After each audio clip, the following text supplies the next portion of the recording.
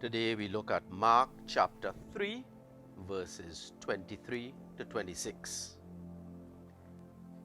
Mark chapter 3, we can start from verse 22 to 26. The scribes who had come down from Jerusalem were saying, Beelzebul is in him, and it is through the prince of the devils that he drives out devils. So he called them and spoke to them in parables. How can Satan drive out Satan? If a kingdom is divided against itself, that kingdom cannot last. And if a household is divided against itself, that household cannot last either.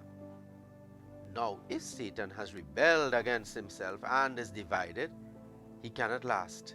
It is the end of him. No one can make his way into a strong man's house. Okay, we leave the other part. So what is Jesus talking about there? Division. We all know that phrase, that sentence, that there is unity, strength in unity when we gather together. In the spiritual realm, when two people gather together and say, look, we are praying for this particular intention, we are holding steadfast. When students gather together and they say, look, let's study. We go to the library and we move together and we start to share notes. I can help you and you help the others. So we benefit from each other, from the knowledge that we are given. We are sharing.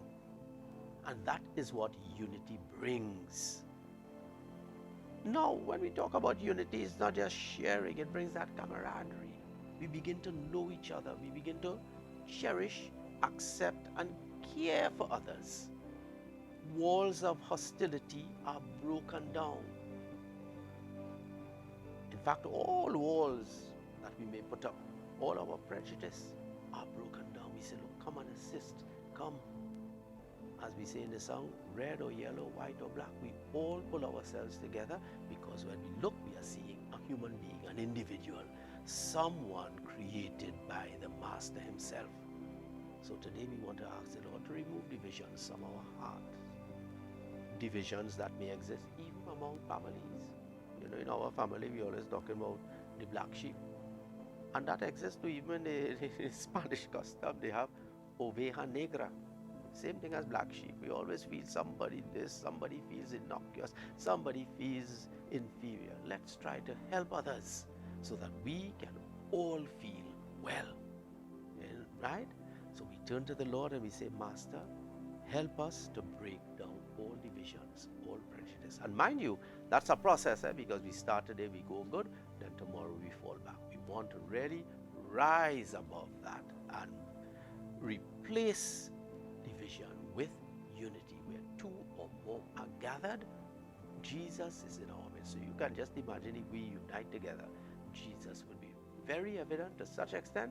His kingdom will be here in a very visible, in a very potent, in a very real way. So let's make that kingdom more visible by uniting among ourselves, cutting down division, and asking the Lord to help us now and forevermore.